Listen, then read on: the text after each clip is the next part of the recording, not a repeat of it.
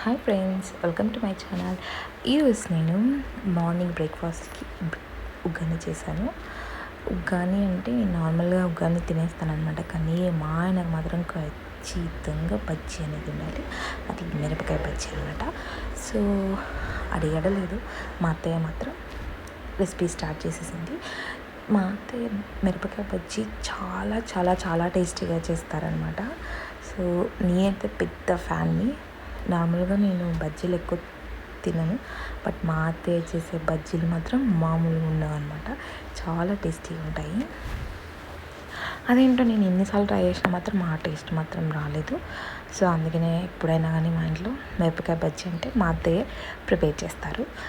So ఇంకా late చేయకుండా మా అత్తయ్య అయితే వేడిగా బజ్జీలు వేయడం అయితే స్టార్ట్ చేసేసారు. నేను కూడా ఉగ్గానీలోకి